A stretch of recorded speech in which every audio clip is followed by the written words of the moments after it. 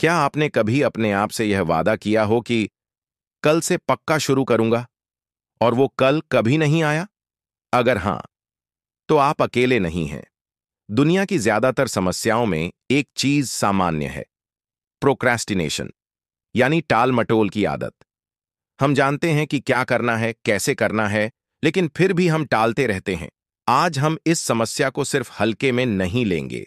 आज हम इसे गहराई से समझेंगे, दार्शनिक, फिलोसॉफिकल और मनोवैज्ञानिक साइकोलॉजिकल दृष्टिकोण से, और साथ ही जानेंगे इससे बाहर निकलने के प्रैक्टिकल और गहरे उपाय। भाग एक, प्रोक्रेस्टिनेशन क्या है? प्रोक्रेस्टिनेशन का अर्थ है किसी कार्य को टालते रहना, उस समय भी जब हमें पता हो कि यही काम हमारे लिए जरूरी है।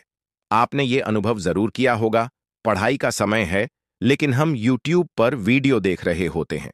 ऑफिस का प्रोजेक्ट अधूरा है, लेकिन हम कह देते हैं कल कर लेंगे। जिम जाना है, लेकिन अब सोमवार से ही सही। असल में प्रोक्रेस्टिनेशन केवल आलस्य नहीं है, यह एक इमोशनल स्ट्रगल है जिसमें हम किसी डिस्कम्फर्ट से बचने की कोशिश करते हैं। भाग दो, मनोवैज्ञानिक दृष्टिकोण, मस्तिष्क का युद्ध। हमारा मस्तिष्क दो हिस्सों में बंटा हुआ है: लिम्बिक सिस्टम, जो तुरंत आराम चाहता है; प्रीफ्रंटल कॉर्टेक्स, जो दीर्घकालिक सोच करता है। जब भी हम किसी जिम्मेदारी का सामना करते हैं, जैसे कोई प्रोजेक्ट, परीक्षा, डिफिकल्ट कॉन्वर्सेशन, तो लिम्बिक सिस्टम सक्रिय हो जाता है। वह कहता है, रिलैक्स करो, बाद में करेंगे। ये भाग इंस्टेंट ग्रेटिफिकेशन चाहता है। इधर ही हमारा ध्यान जाता है, रील्स, गेम्स, स्नैक्स, स्क्रोलिंग पर। प्री फ्रंटल कॉर्टेक्स, जो हमें भविष्य की सोच देता है, वह कमजोर पड़ जाता है, और इस आंतरिक संघर्ष में अक्सर जीत जाती है टाल मटोल। भाग तीन, दर्शन शास्त्र, समय, कर्तव्य और आत्मा का दृष्टिकोण। अब आइए प्रोक्रास्टिनेशन को समझते हैं कुछ महान दार्शनिकों की नजर से। एक, भगवद गीता की दृष्टि।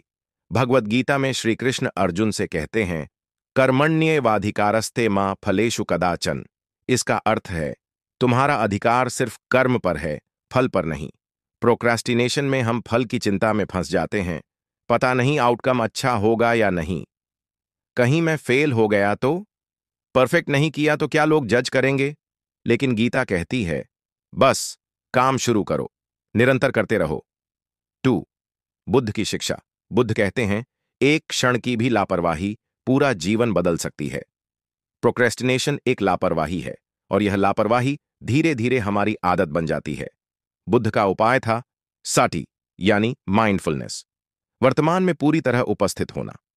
अगर हम हर कार्य में पूरा ध्यान लगाएं, तो टालना ही नहीं पड़ेगा। 3, स्टोइक दर्शन, मरण स्मृति, मेमेंटो मोरी। स्टोइक दर्शन कहता है, you could leave life right now, let that determine what you do today. मतलब, मृत्यु की याद हमेशा बनाए रखो।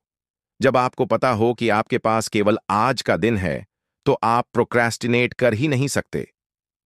भाग 4, प्रोक्रेस्टिनेशन के कारण, गहराई से समझें। अब हम समझते हैं कि प्रोक्रेस्टिनेशन सिर्फ आलस्य नहीं, बल्कि एक जटिल मानसिक स्थिति है। एक डर, फियर ऑफ फेलियर। अगर मैंने कोशिश की और असफल हो गया तो? इस डर से हम शुरुआत ही नहीं करते।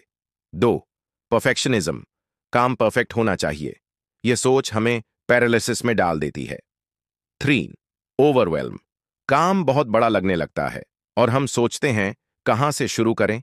4, निम्न आत्मसम्मान, मैं इस काम के लायक नहीं हूं। यह सोच हमें निष्क्रिय बना देती है। इन सभी में एक समान बात है, हम अपने विचारों में फंस जाते हैं और काम से दूर हो जाते हैं। भाग 5, समाधान, मनोविज्ञान और दर्शन का मेल। अब हम जानते हैं समस्या क्या है। अब आइए बात करें समाधान की, जो व्यावहारिक भी हो और गहराई से प्रभावी भी। 1, 5 मिनट का नियम, CBT आधारित। किसी भी कठिन काम को सिर्फ 5 मिनट के लिए शुरू करें। बस बैठिए और टाइमर लगाइए, 5 मिनट के लिए पढ़ाई करूंगा। दिमाग कहता है, इतना तो कर ही सकते हैं, और वही 5 मिनट धीरे धीरे 30 मिनट बन जाते हैं। 2, टाइनी हैबिट्स अप्रोच, हर काम को छोटे हिस्सों में बांटिए। स्क्रिप्ट लिखनी है, मत सोचिए, सोचिए। पहले इंट्रो के 2 लाइंस लिखता हूं, छोटा लक्ष्य, कम डर। 3. मृत्यु का ध्यान, स्टोइक टेक्निक। हर सुबह खुद से पूछिए, अगर आज मेरा आखिरी दिन हो तो क्या मैं यही टालता? इस प्रश्न का उत्तर कई बार जीवन बदल सकता है। 4. माइंडफुलनेस प्रैक्टिस, बुद्ध की विधि। हर कार्य करते समय केवल उसी पर ध्यान दीजिए। जब आप पूरी प्रेजेंस के साथ काम करते हैं, प्रोक्रेस्टिनेशन के लिए जगह ही नहीं बचती। 5. Discipline over motivation. दार्शनिक एपिक्टेटस कहते हैं, don't wait for motivation, act with reason. प्रेरणा, मोटिवेशन आती जाती है, अनुशासन ही स्थायी समाधान है।